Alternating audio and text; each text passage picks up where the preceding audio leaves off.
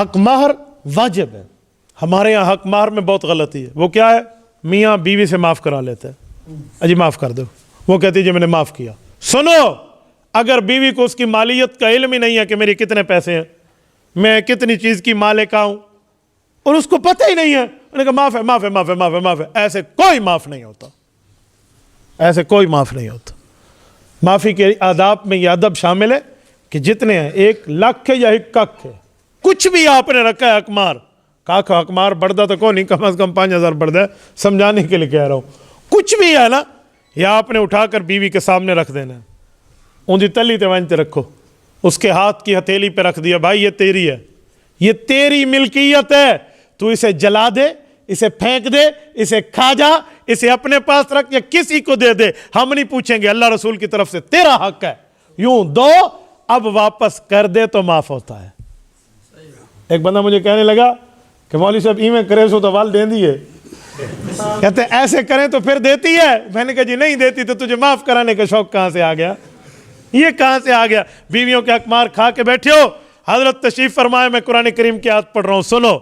رب کریم فرماتے ہیں من بعد وصیت یوصی بہا او دین, سورت نمبر 4 سورت نساء رکوع نمبر 2. رب کریم فرماتے ہیں لوگو, اگر حق مہر ادا نہ ہوا اور یہ قرضہ رہ گیا, کیونکہ قرضہ ہی ہے, تو تمہارے مرنے کے بعد پہلے قرض میں سے حق مہر نکال کے دیا جائے گا, تمہاری وراثت سے, ورثاء کے حصے بعد میں ہوں گے. من بعد وصیت یوصی بہا او دین, تو بھائی یہ تو پہلے دینا پڑے گا. اسی لیے حق مہر کے مسئلے میں اپنی بیویوں کے حقوق کھانے والے نہ بنو, آکل الحقوق نہ بنو.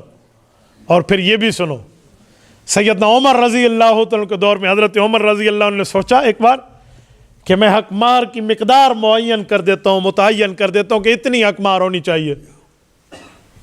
ایک بزرگ عورت صحابی رسول بیان سن رہی تھی, غالباً حضرت فاطمہ بنت قیس رضی اللہ عنہ ہے, کھڑی ہو گئی, کہ امیر المؤمنین آپ کا درجہ, مقام, مرتبہ, حیثیت, ویلیو سب کچھ اپنی جگہ مسلم, آپ کی زبان پہ اللہ کی وحی بولتی تھی. حضور پاک نے فرمایا تھا عمر کی زبان اور عمر کے دل پر اللہ رب العزت نے حق جاری کر دیا. یہ بات اپنی جگہ, لیکن رب کریم نے ہمارے بارے میں فرمایا ہے وَآتَيْتُمْ إِحْدَاهُنَّ قِنْطَارًا, چاہو تو انہیں سونے کا ڈھیر بھی دے دو.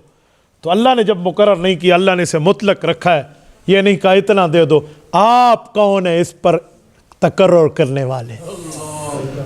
حضرت عمر رضی اللہ عنہ نے فرمایا جزاکم اللہ, رب تیرا اچھا تجھے بدلہ دے, تو نے مجھے ایک اس قسم کے معاملے میں پڑھنے سے روک دیا. بالکل جو اللہ کے قرآن نے کہا وہی جاری رہے گا.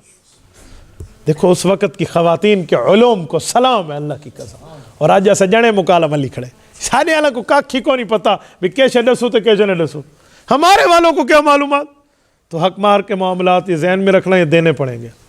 ایسے معاف ہے معاف ہے معاف ایسے معاف نہیں ہوتا. یہ معاف ایسے ہے جیسے ہمارے تبلیغی جماعت کے دوستوں نے جا کر ایک شخص کو کہا کہ جی بد نظری سے توبہ کر لے, تو کوئی عورت گزری تو ایک نے کہا استغفر اللہ, دوسرے نے کہا کہاں ہے کتھا دکھاویں یہ چنگی تیری توبہ ہے, حیا کر, یہ توبہ ہے.